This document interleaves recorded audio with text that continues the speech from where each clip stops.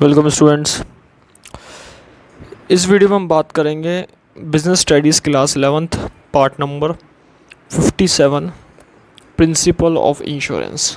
Very important topic है class 11 के insurance में से, और सबसे ये इम्पॉर्टेंट बात ये बताता है कि इंश्योरेंस के जो सिद्धांत है, प्रिंसिपल है, क्या क्या बातें अप्लाई होती है इंश्योरेंस के ऊपर, इंश्योरेंस के अंदर क्या क्या बातें होनी चाहिए, क्या क्या टॉपिक होने चाहिए, क्या क्या इश्यूज़ होने चाहिए, उसको ये कवर करता है। तो principle of insurance very important topic है। ये प्रिंसिपल बताता है कि किस तरीके से इंश्योरेंस के इंश्योरर और इंश्योर पर्सन की क्या क्या बातें होती है, और उन चीज़ों को ये एक्सप्लेन करता है। फर्स्ट यहाँ पे पॉइंट बात करते हैं प्रिंसिपल ऑफ इंश्योरेंस के अंदर। सबसे पहला पॉइंट है प्रिंसिपल ऑफ अटमोस्ट फेथ। सबसे इम्पॉर्टेंट है गुड फेथ होना, यानी कि जो कॉन्ट्रैक्ट होता है इंश्योरर और इंश्योर्ड पर्सन के बीच में, वो एक कॉन्ट्रैक्ट ऐसा कॉन्ट्रैक्ट है जिसके अंदर दोनों के बीच में गुड फेथ यानी कि ट्रस्ट, विश्वास होना चाहिए किसी भी कॉन्ट्रैक्ट को लेकर। यानी कि दोनों पार्टी अपने रेलिवेंट इन्फॉर्मेशन के अकॉर्डिंग हॉनेस्ट रहेगी और यहाँ पे उस रिस्पॉन्सिबिलिटी को कंप्लीट करेगी जो उस ऑनेस्टी के आधार पर है, या उस ऑनेस्टी के बेसिस पर है, या फिर उस कॉन्ट्रैक्ट के बेसिस पे है। तो यहाँ पे सबसे इंपॉर्टेंट बात है जो इंश्योरेंस कॉन्ट्रैक्ट है वो गुड फेथ से बनता है। ये सबसे पहला प्रिंसिपल है। गुड फेथ के बिना यहाँ पे कॉन्ट्रैक्ट नहीं हो सकता। तो इंश्योरर कंपनी, इंश्योरेंस कंपनी और इंश्योर्ड पर्सन जो इंडिविजुअल पर्सन है उसके बीच में कॉन्ट्रैक्ट होता है किसी भी थिंग को लेकर, किसी भी एनी पर्सन के लेकर इंश्योरेंस करवाना, और उसका डैमेज और उसके लॉस होने की जो गारंटी है वो इंश्योरेंस कंपनी उस गारंटी की को फुलफ़िल करती है, जो लॉस होता है उसको फुलफ़िल करती है। ये सबसे इंपॉर्टेंट टॉपिक इसमें आता है। तो principle of utmost good faith यानी गुड फेथ को बनाए रखना दोनों के बीच में। प्रिंसिपल ऑफ इंश्योरेबल इंटरेस्ट, दोनों के बीच में इंश्योरेबल इंटरेस्ट होना चाहिए। यानी कि ये बात बताई गई इसके अंदर कि एक पॉलिसी है, जो इसमें बताया कोई भी पॉलिसी, इंश्योरेंस पॉलिसी, उस इंश्योरेंस पॉलिसी में उस पर्सन को इंश्योरेबल इंटरेस्ट मिलेगा जिस पर्सन ने यहाँ पे इंश्योरेंस करा रहा है। यानी कि इंश्योर्ड पर्सन ने इंश्योरेंस करा है तो उसको उसका एक रिजल्ट अच्छा मिलेगा। प्रिंसिपल ऑफ इंश्योरेबल इंटरेस्ट उसको अच्छा मिलेगा उस पॉलिसी का। In life insurance, insurable interest must be present at the time of policy implementation but is not required. Life insurance में भी देखा जाता है कि पॉलिसी इम्प्लीमेंटेशन करना, डेवलप करना और बार बार रीन्यू कराना ये इंश्योरेंस कंपनी का काम होता है। और इंश्योर्ड पर्सन को ये है कि लम सम में पेमेंट करे या फिर इंस्टॉलमेंट पेमेंट करे, तो यहाँ पे प्रीमियम पेमेंट टाइम पे डिपॉजिट करना, ये इसके बारे में बताया गया है। नेक्स्ट पॉइंट यहाँ पे बात करेंगे, वेरी इंपॉर्टेंट पॉइंट है प्रिंसिपल ऑफ इंडेमनिटी। यानी कि लॉस होने के बाद और डैमेज होने के बाद, इंजरी होने के बाद कंपनसेट करना, ये इंश्योरेंस कंपनी का एक कॉन्ट्रैक्ट है इंश्योर पर्सन के साथ। इसमें बताया गया in this an insurance contract protect and compensate you in the event of damage, loss और इंजरी। अगर कोई डैमेज होता है, अगर कोई लॉस हुआ, तो इंश्योरेंस कॉन्ट्रैक्ट ऐसा कॉन्ट्रैक्ट है जो उसको प्रोटेक्ट करता है, यानी कि इंश्योर्ड पर्सन को, ऐसे पर्सन को जिसने इंश्योरेंस को ले रखा है, और उसको डैमेज या लॉस या थेफ्ट, चोरी होने के सिचुएशन के अंदर, इंजरी होने के सिचुएशन में, डैमेज होने के सिचुएशन के अंदर, थेफ्ट होने के सिचुएशन में, फायर लगने के सिचुएशन में यहाँ पे उसको प्रोटेक्ट करता है, उसका कंपनसेट यानी कि मुआवजा देता है। Insurance contract objective is to make you whole in the case of loss, not to allow your profit. यानी कि सबसे इंपॉर्टेंट पॉइंट है कि लॉस होने के केस में यहाँ पे इंडेमनिटी प्रोवाइड कराता है।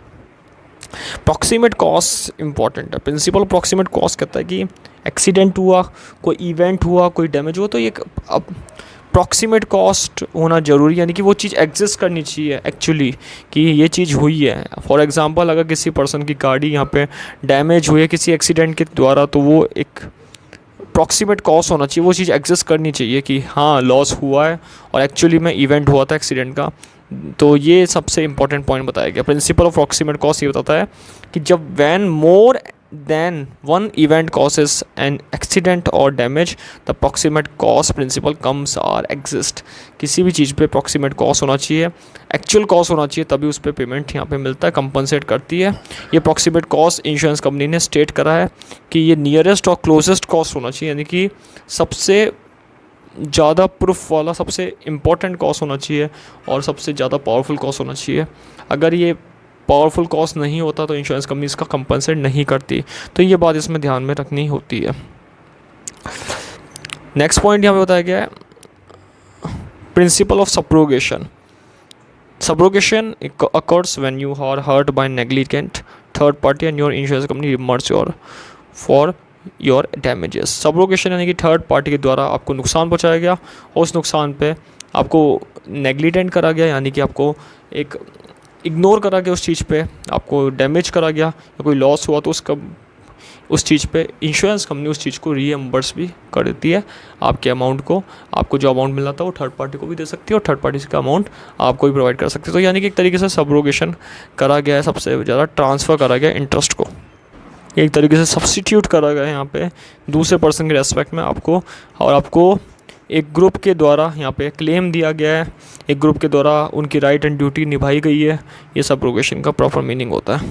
कंट्रीब्यूशन वेरी इंपॉर्टेंट है, जितने भी कॉन्ट्रैक्ट होता है इंडेमनिटी की यानी कि लॉस होने की केस के अंदर यहाँ पे कंट्रीब्यूशन करा जाता है। लॉस होने के केस के अंदर यहाँ पे डैमेज भरा जाता है, इंश्योरेंस कंपनी के द्वारा कंपनसेट करा जाता है। ये इसकी स्कीम में भी आता है। So principle of contribution insurance contract में अप्लाई होता है। In this if a risk of insured from more than one insurer, the loss amount is less than total sum assured, the insured will be compensated only for the actual loss amount। जितना भी contribution आया है उसमें ज़रूरी नहीं कि आपको पूरा कंट्रीब्यूशन मिलेगा, आपको जितना लॉस हुआ है उतना ही पेमेंट मिलेगा। फॉर एग्जांपल एक पर्सन ने 3 यहाँ पे इंस्टॉलमेंट में पेमेंट जमा करा है 25,000, लेकिन लॉस उसका एक्चुअली हुआ है 40,000 का, तो उसको 40,000 ही मिलेगा, ना कि 75,000 मिलेगा जो उसने टोटल अमाउंट करा है। तो जितना एक्चुअल लॉस होगा उतना उसको कंट्रीब्यूट यहाँ पे करा जाएगा, और उसका मतलब मैक्सिमम उसका कंट्रीब्यूशन उतना हो सकता है कि जितना लॉस हुआ है, और इंश्योरेंस कंपनी उसका अकॉर्डिंग टू क्लेम भर देगी। लास्ट पॉइंट यहाँ पे बताया गया, वेरी इंपॉर्टेंट पॉइंट है, principle of mitigation of loss. Mitigation of loss, यहाँ पे लॉस जो है उसके लिए कम से कम ये बात ध्यान में रखी जाती है कि कम से कम इंश्योरेंस पॉलिसी जो ली गई है वो प्रिकॉशन रखे, लॉस को मिनिमाइज़ कर सकती है, लॉस को, आपकी केयरलेसनेस नहीं चलेगी यहाँ पे। यानी कि एक पर्सन जो इंश्योर पर्सन है, ये नहीं कि इंश्योरेंस करा के उस चीज़ के ऊपर जिस चीज़ का इंश्योरेंस करा उस पर केयरलेस दिखाए, केयरलेसनेस शो करे, इर्रिस्पॉन्सिबल हो। क्योंकि आप इंश्योरेंस में कवर्ड हो तो इसका मतलब ये नहीं होता कि आप इर्रिस्पॉन्सिबल हो गए और आप केयरलेस हो गए। तो इस कारण इंश्योरेंस कंपनी ये भी बताती है कि आप अपनी प्रोडक्ट का, आप अपनी थिंग्स का एक प्रिकॉशंस रखें, अब उसको लॉस को कम से कम होने दें। अगर लॉस हो भी रहा है तो उसको लॉस को ज़्यादा बड़ा होने ना दे, कम से कम लॉस में कवर कर ले। तो ये सबसे इंपॉर्टेंट बात ये बताई गई है मिटिगेशन की। तो इस वीडियो में हमने बात करी है इंश्योरेंस कंपनी के प्रिंसिपल्स, इंश्योरेंस के प्रिंसिपल्स, जो कॉन्ट्रैक्ट होता है इंश्योरर पर्सन इंश्योर्ड पर्सन के बीच में। वेरी इंपॉर्टेंट टॉपिक था ये। Thank you.